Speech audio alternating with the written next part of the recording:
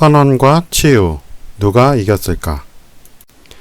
환단고기 이후 치유를 우리 조상으로 모시며 치유에 대한 관심이 높아졌는데 여러 기록들을 비교해보며 치유에 대해 알아보겠습니다. 사기에는 헌원이 치유를 죽였다고 하고 이것이 환단고기가 나오기 전까지 일반적으로 알고 있던 역사입니다. 치유가 황제의 명을 따르지 않고 난을 일으키자 황제는 제후들의 군사를 징발해 탕록의 들판에서 치유와 전쟁을 하여 마침내 치유를 사로잡아 죽였다. 탕록의 위치에 대해서 현대인들이 대륙에서만 찾으려고 하는데요. 헌원과 치유 시대에는 황해가 육지였다고 봅니다. 왜냐하면 요임금 때 대홍수가 나서 지각변동이 있었거든요. 지각변동에 의한 대홍수가 맞는 말이겠죠. 그래서 당시 군자국의 수도가 이 발해만에 가라앉았다고 그래요. 그렇기 때문에 이 황해가 육지였다고 보고, 그래서 탕록은 황해바다 어딘가에 있던 당시의 평야지대일 거라고 봅니다. 그런데 환단고기의 태백일사 신시본기에서는 치유가 헌원을 사로잡아 신하로 삼았다고 하며 사기와 정반대의 기록을 했습니다. 헌원이 일어나자 곧 탕록의 벌판으로 나아가 헌원을 사로잡아 신하로 삼고 뒤에 오장군을 보내 서쪽으로 고신을 공격했는데 공을 세웠다.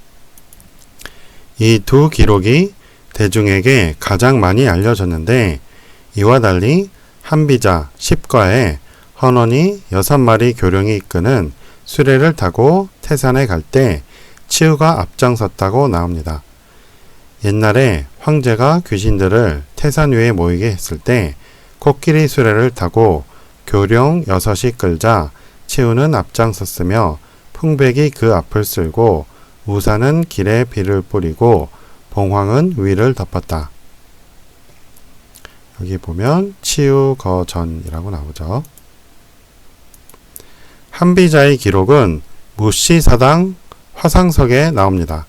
일부 학자들이 무시사당 화상석이 단군 신화가 새겨진 것이라 주장하는데 삼국유사에서 헌원을 단군 왕검으로 둔갑시킨 것이기에 그런 주장에도 일리는 있으나 현재는 헌원에 대한 기록으로 인정되고 있습니다.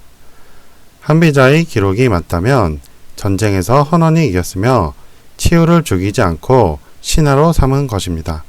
치유를 죽였는데 태산 제천행에 치유가 앞에 자리 잡을 수 있었을까요? 이게 무시사당 화상석에 나온 그림 중 하나입니다. 상당히 많이 있는데 그 중에 하나예요.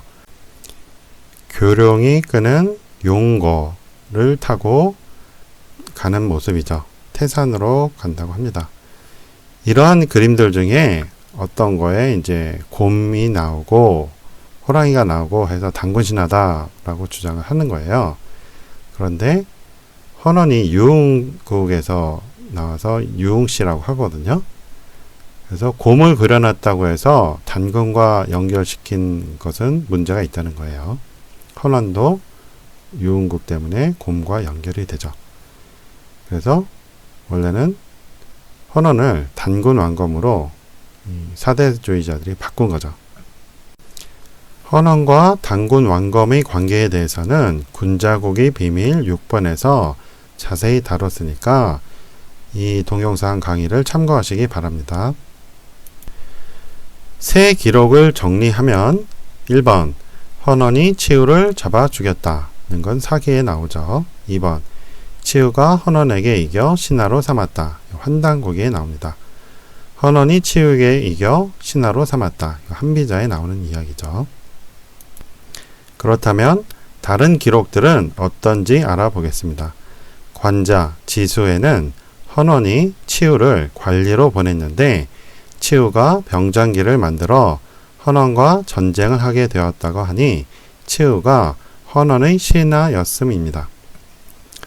황제가 이러한 정령을 시행한 지 10년에 갈로산을 발굴하여 물이 흘러나오자 광석이 따라 나왔습니다. 치우를 관리로 보내 이를 다스리게 하자 칼, 갑옷, 창 등을 만들어서 그해 9개의 제후국을 겸병하였습니다. 그 뒤로 옹호산을 발굴하여 물이 흘러나오자 광석이 따라 나왔습니다. 치우를 관리로 보내 다스리게 하자 옹호의 창과 예의 창을 만들어서 그해 12개의 제후국을 겸병하였습니다. 그러므로 천하의 군주인 치우가 급작스럽게 싸우며 한 번 노하심에 죽어 넘어진 시체가 들판에 가득하였습니다. 이처럼 나라에서 지하 자원을 올바르게 통제하지 못하면 전쟁을 유발시키는 근원이 됩니다. 관자에서 말하는 것은 치우가 헌원의 신하였다는 거예요. 전쟁 전에. 사기에도 비슷하게 써 있었죠. 병가의 책인 육도, 호도, 군용에도 헌원이 치우를 격파했다고 나옵니다. 굴대가 짧고 잘 구르고 창을 매단 전차 120대를 마련합니다. 이것은 옛날 황제가 치우씨를 격파할 때 사용한 것으로서 적의 보병, 기병을 공격하여 진퇴에 궁한 적을 유혹하며 패주하는 적을 차단하고 치는 데에 사용합니다. 다소 신화적인 이야기로 적어놓은 산해경 대왕복경에도 치우를 죽였다고 나옵니다. 치우가 무기를 만들어 황제를 치자 황제가 이에 응룡으로 하여금 기주야에서 그를 공격하게 하였다. 응룡이 물을 모아둔 것을 치우가 풍백과 우사에게 부탁하여 폭풍으로 거침없이 쏟아지게 했다. 황제가 이에 천녀인 발을 내려 보내니 비가 그쳤고 마침내 치우를 죽였다.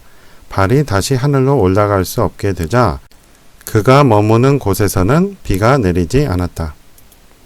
태백일사 신시본기에는 치우와 헌원이 10년 동안 73회를 싸웠다고 합니다. 치우천왕은 10년 동안 헌원과 전쟁을 73회 했다. 헌원이 동쪽으로 침략하는 길을 막게 하였다. 갈관자 세병에는 10년간 73회 전쟁이 아닌 100번을 전쟁했는데 치우가 72회를 이겼다고 합니다. 황제가 100번을 전쟁했는데 치우가 72번을 이겼다.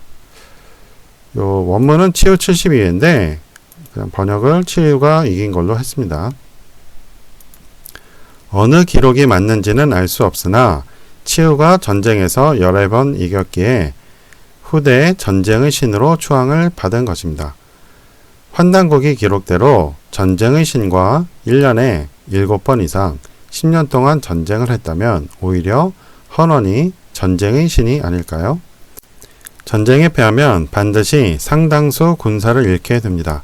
그럼에도 2달도 안 되어 전쟁을 일으키는 것이 10년간 지속되었다는 것인데 옛날에는 인구가 많지 않았습니다. 어디서 군인들을 충당했고 군량 등 전쟁 비용을 구했다는 말일까요? 갈관자의 기록대로 100번 전쟁했다면 1년에 얼마나 자주 전쟁을 벌였다는 것일까요? 그중 72번을 승리했다니 치우가 전쟁의 신으로 불리웠을 것입니다. 태백일사 신시본기에 치우가 이겨 전멸시켰다고 하는데 그러고도 72번을 더 전쟁을 지속적으로 벌였다면 오히려 헌원이 전쟁의 신이라 할 만합니다. 때에 공선 헌원이라는 자가 있었는데 토착민의 우두머리였다. 처음 치우천왕이 공상에 입성해서 크게 새로운 정치를 펼친다는 말을 듣고 감히 스스로 천자의 뜻을 대신하려고 크게 병마를 일으켜 와서 전쟁을 하려 하니 치우천왕은 먼저 항복한 장수 소호를 보내 탕록에 쳐들어가서 에워싸 이를 전멸시켰다. 그렇다면 헌원과 치우의 전쟁은 과연 누가 이겼을까요? 양쪽 기록이 서로 다르니 그 결과로 예측해 보겠습니다.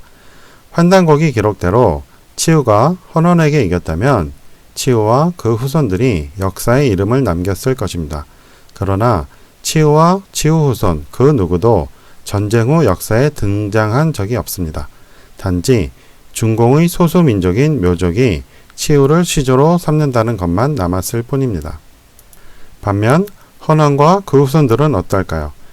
장남인 소금천은 회남자 시치군의 서방 1만 2천리를 다스렸다고 하고 사기 오제본기에 차남인 창의도 천하를 가졌다고 나오니 이 둘이 좌우대감의 보직을 가졌다고 판단됩니다. 사기 오제본기에 이렇게 나오죠. 이가 누조이며 황제의 정비이며 두 아들을 낳았고 그 뒤에 모두 천하를 가졌다. 자, 생이자 했는데 모두 천하를 가졌다고 나와요. 그러니까 소가 서방 1만 2천리를 다스리고 가운데 중앙은 헌원과 그 전욱 고향에게 이제 오제에게 이어지죠. 그리고 동쪽은 그쪽도 이제 천하라고 부른 것 같아요. 거기는 창의가 다스린 거죠. 거기가 남북 아메리카가 됩니다. 좌우 대감을 두어 만국을 감독했다. 이 만국이란 게 전 세계거든요. 헌원 때 전 세계를 통일해서 만국으로 나누었어요. 사방 백리가 아니고 백리 단위로 만국을 나누었어요. 그래서 너무 많으니까 세손으로 나눴단 말이에요. 좌우 대감을 두었는데 그 좌우 대감이 두 아들 소금천과 창이라는 말이죠. 헌원의 손자인 전욱 고향에 대한 대대歴이 오제덕의 공자의 설명을 보겠습니다. 공자왈 전욱은 황제의 손자로 창의 아들이다. 고향이라 하며 용을 타고 다니며 사해에 이르렀다. 북쪽으로 유릉, 남쪽으로 교지, 서쪽으로 유사, 동쪽으로 반목에 이르렀다. 북쪽 유릉은 어두운 언덕이란 뜻이니 낮이 짧은 시베리아를 말합니다. 남쪽 교지는 북베트남이고 서쪽 유사는 사막지대를 말합니다. 동쪽 반목은 요임금 때 지각 변동과 대홍수 이전 지명으로 보이기에 정확한 위치를 알 수 없습니다. 흉노, 북이를 포함한 북방 민족들이 전욱 고향을 시조로 삼았다는 것은 전욱 고향이 북쪽으로 유릉까지 통치했기 때문입니다. 이후 제곡고신과 요임금도 비슷한 영역을 다스렸고 순임금은 만주인 숙신까지 포함해서 더 넓은 지역을 다스렸습니다. 자, 여기 베트남 북부 지역이 교지입니다. 그리고 유릉이라는 거는 정확하게 알 수가 없어요. 이 사람들이 지금 바이칼호가 있는데 여기까지는 살아도 이 북근권까지 살지는 않았잖아요. 그러니까 사람 사는 데까지만 했기 때문에 아마도 요 정도일 거라고 봅니다. 이쯤 가면 벌써 이제 북극권에 들어가기 때문에 낮이 상당히 짧죠. 그래서 이제 어둑어둑하다는 의미로 유라고 쓴 거예요. 지각 변동이 있었기 때문에 동쪽 반목이 어디까지인지 알 수가 없어요. 여기가 옛날에는 좀 확대를 해봤습니다. 여기가 옛날에는 육지였다고 그랬죠. 반목이 어딘지 알 수가 없는 거예요. 뭐 이 부근이겠죠, 어딘가. 그 다음에 서쪽 유사라는 것은 사막이겠죠. 이것도 역시 지각 변동이 있어서 현재 사막은 아닐 거라고 봅니다. 하지만 이 어딘가에 있겠죠. 아마 이쪽 사막이 아닐까 생각이 들어요. 전욱 고향부터는 이 중국 대륙 전체와 시베리아까지 다 했는데 군자국이 여기 있었거든요. 사방 천리 군자국이 이 요동반도와 그 한반도 만주에 걸쳐서 있었어요. 여기를 빼고 다스린 거예요. 근데 순임금이 이제 군자국이 제위를 물려받았기 때문에 숙신까지 만주까지 다스리게 된 거죠. 이 부분만 다른 분들 전욱 고향과 제곡고신 제요는 다스리지 못했고 순임금은 여기까지 다스리게 된 거죠. 그래서 교지에서 북만주 숙신까지 거리 측정하면 1만리가 나옵니다. 그래서 중앙국은 1만리였다고 다른 기록이 나오는 것이죠. 여기까지가 1만리이기 때문에 여기도 그 남북으로 따지면 역시 1만리가 되겠죠. 바이칼호까지도. 동서로도 뭐 1만리 정도 될 겁니다. 비슷하죠, 거리가. 사막에서 여기까지 하면 1만리가 될 겁니다. 살펴보았듯 치우와 치우의 자손들이 성공했다는 기록은 없으나 헌원과 헌원의 자손들이 전 세계를 통치하며 성공했기에 치우가 헌원에게 전쟁에서 이겼다고 볼 수 없습니다. 치우는 어떤 인물이었을까요? 공자는 대대래기 용병에서 치우가 탐욕스럽고 의가 없다고 했습니다.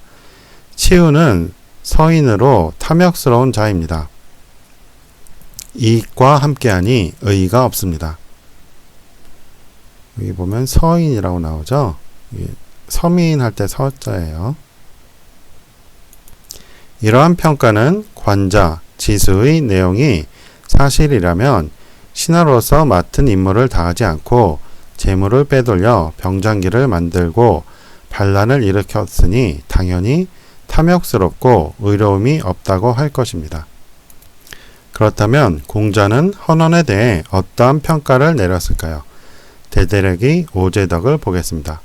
공자왈 황제는 소전의 아들이며 이름은 헌원이다. 태어날 때부터 신령스러워 아기 때 말을 했고 어렸을 때 지혜가 가지런했고 자라서는 도탑고 민첩했으며 어른이 되어서는 총명했다. 다섯 기운을 다스렸고 오량을 설립했고 만민을 어루만졌고 사방을 제도했다. 곰, 큰곰, 비휴, 표범, 범을 길들여 적재와의 판천들판의 전투에서 3번 싸운 연후에야 그 뜻을 얻었다. 황제는 수를 놓은 옷을 입고 큰 허리띠를 둘렀으며 수놓은 하의를 입었으며 용을 타고 구름 속으로 올라갔다. 물과 불과 재물을 절약하여 사용했다. 춘추시대 사람으로서 은나라 후손으로 동이족이라는 공자의 헌원과 치유에 대한 평가가 이렇게 다릅니다. 사기, 오제봉기 등의 헌원에 대한 기록은 공자의 설명이 근본임을 알 수 있습니다. 다시 말하면 춘추시대 동이족은 치유를 조상으로 삼지 않았다고 볼 수 있습니다. 삼국사기 김효신 열전에도 삼국이 헌원의 후예라고 했으니 삼국시대와 통일신라 고려까지는 치유를 조상으로 삼지 않았습니다. 신라 사람들이 스스로 이르기를 소금천씨의 후예이므로 성을 김이라 한다고 하였으며 김유신 비문에도 헌원의 후예요 소호의 자손이라 하였으니 남가야의 시조 수로와 신라는 같은 성씨였다. 제왕 운기 권상에 천부삼인을 받은 이가 헌원으로 치유를 멸하였다고 하니 하늘에서 천부삼인을 가지고 온 환웅의 정통성이 헌원에게 이어졌음을 알 수 있습니다. 황제는 성은 공손이며 토덕을 가졌고 탕록에 도읍하였는데 옮겨 다니느라 일정한 거처가 없었다. 이름은 헌원이며 유웅씨라 불렀다. 원년은 정해년이다. 소전의 아들로서 어머니는 부보이다. 창일로 하여금 문자를 만들게 하고 첨부를 받아 여기 나오죠. 첨부를 받아 장수, 대호, 정절을 두었으며 창, 갑옷, 활, 화살을 만들어 치유를 멸하였다. 뒤에 성을 바꾸어 희라하였으니 왕위에 있은 것이 100년이다. 한문 원문을 보면 수천부라고 나와요. 이것을 제가 천부삼인이라고 번역한 겁니다. 신당서 동이열전에 신라가 군자국이라 했습니다. 신라를 군자국이라 부른다. 통일신라를 이어 왕조를 이은 고려 역시 논어정의에 군자국인 구이가 고려라고 했습니다. 뗏목을 타고 바다를 건너서라도 구이에 살고 싶다 했는데 이것은 지금의 고려 땅을 가리킨다. 군자는 어떤 사람들일까요?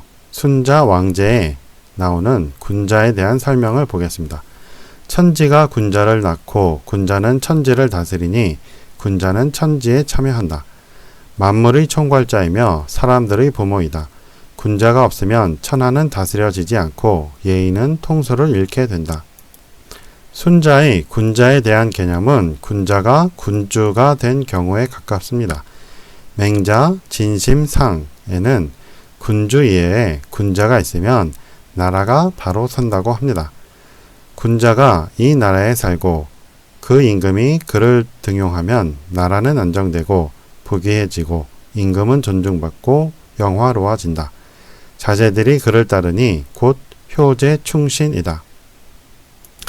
9위에는 이러한 군자들이 끊임없이 나와서 군자 불사지국이라 칭송했는데 치우는 아무리 동이족이라 할지라도 군자와는 거리가 멉니다. 군자국의 매흑을 이은 한국인이 치우를 자랑스러워할 이유가 없다고 봅니다. 그렇다면 치우는 언제부터 조상으로 모셨을까요? 세종실록에 중국의 기록을 보고 주나라 제도 따라 치우에게 제사할 것을 건의한 기록이 있으나 시조 제사는 당연히 아닙니다. 예조에서 계하기를 전에 강무할 때에 마제를 지냄에 있어 황제 헌원씨를 제사하였으나 옛날 법제인 두씨통전을 상고하여 보니 주제에 주나라 제도에 정벌하는 현지에서 마제를 지낸다는 주의 말하기를 만일 정벌하는 지방에 이르러 제사 지낼 때는 황제와 치우로 하고 또 전수하는 때는 다만 치우만 제사한다 하였으니 청하건대 지금부터는 강무장의 마제를 주나라 제도에 따라 다만 치우에만 제사하소서. 우리 기록 어디에도 치우를 시조로 모신 자료는 없습니다. 그것은 당연한 것입니다. 삼국사기에 의하면 고구려는 전욱 고향을 고씨의 시조로 삼는다 했고 가야와 신라 김씨는 소금천을 시조로 한다고 했으며 삼국사기 백제본기 의자왕에도 삼국의 조상들은 단군이 아닌 옛 성인의 후예가 아닌가 의문합니다. 진나라 한나라 때의 난리 때 중국 사람이 해동으로 많이 도망갔다고 한다. 그렇다면 삼국의 조상들은 옛 성인의 후예가 아니겠는가? 옛 성인은 당연히 전욱 고향과 소금천의 공통조상인 헌원입니다. 앞서 살펴본 삼국사기 김유신 열전에 헌원의 후예라고 밝혔습니다. 김유신 비문에도 헌원의 후예요 소의 자손이라 하였다. 환단고기는 헌원을 한족 시조로 여겼기에 치우가 이겨서 헌원을 신하 삼아 서쪽으로 쫓았다고 왜곡합니다. 하지만 한족의 시조인 한고조 유방도 역시 치우를 시조로 삼지 않았습니다. 사기 고조 본기에는 한고조 유방이 부모의 족보만 있을 뿐 오제 본기부터 진시황 본기까지의 다른 기록과 달리 그 선대의 족보가 없습니다. 이는 다시 말하면 족보를 제대로 모르는 집안이라는 말이 됩니다. 한고조 유방은 폐현 풍업 중양리 사람으로 성은 유이고 자는 계이다. 그 부친은 태공이고 그 모친은 유원이다. 여기까지만 나와요. 족보가. 그러니까 할아버지 할머니도 안 나오고 그 위로 전혀 안 나온단 말이에요. 다른 오제본기나 진시황본기에 나오는 분들과는 차이가 있는 거죠. 반면 한고조 유방은 스스로 추경의 후손이라 생각했습니다. 적재는 추경인데 추경은 중려라고 하고 중려는 전욱 고향의 후손이니 유방 역시 헌원을 시조 삼고 싶어 했음을 알 수 있습니다. 결국은 고조가 추대되어 폐공이라 칭하게 되었다. 폐현의 관아들의 사당을 세운 다음 황제와 치우에게 제사를 지내고 희생의 피로 붓과 깃발에 발랐다. 이어서 폐공을 나타내는 깃발은 모두 적색으로 삼았다. 이는 예전에 고조가 죽인 뱀이 백제의 아들이고 그 뱀을 죽인 자기는 적제의 아들임을 나타내 적색을 숭상한 것이다. 그러니까 족보상 그 추경의 후손이라는 것이 아니고 그냥 이런 이야기를 꾸며대서 자신은 적제의 아들이다, 자손이다 이렇게 주장한 거다 이 말이에요. 치우는 동이족이며 묘족의 시조라고 합니다. 한국의 성씨 중에 단군을 시조로 하는 성씨가 없듯 치우를 시조로 하는 성씨도 없습니다. 치우가 동이족이라 할지라도 한국인의 조상이 될 수는 없는 것인데 몽골 침입 이후 사대주의자들에 의해 국조 헌원을 한족에게 헌납한 후 헌원이 국조인 줄 모르는 환단고기를 쓴 당시의 제야사학자들에 의해 동이족 치우가 한족 시저 황제 헌원을 이겼다고 날조한 것에 현재의 유사 역사학자들이 환호하는 꼴입니다. 삼국사기의 헌hen의 후예라는 기록을 인정했다면 이런 족보 부정하는 왜곡은 일어나지 않았을 겁니다.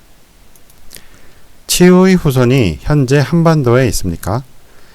치우와 그 후손이 우리 역사의 주체로서 등장한 적이 있습니까? 정체성을 잃게 하는 왜곡된 기록에 열광하는 이유를 모르겠습니다. 치우가 헌원에게 이겼다는 것은 4대 사학자들이 왜곡한 헌원의 기록에 대한 반발 심리로 적은 거짓 기록일 뿐입니다. 자, 이렇게 해서 오늘은 헌원과 치우의 전쟁에서 누가 이겼는지에 대해서 알아보았습니다. 치우가 이겼다면 치우와 그 후손들이 전 세계를 통치를 해야겠죠. 하지만 모든 기록에 헌원의 후손들이 전 세계를 통치했다고 나오고 우리 민족 역시 헌원의 후손이라고 삼국사기 등에 기록되어 있습니다. 앞으로는 치우가 우리 조상이라는 억지 주장은 그만했으면 좋겠습니다. 자, 오늘 수업 여기까지 하겠습니다. 도움이 되셨으면 좋아요 눌러주시고 혹시 광고가 나오면 끝까지 시청해 주시면 이 동영상 강의 제작에 도움이 됩니다. 고맙습니다. 안녕히 계세요.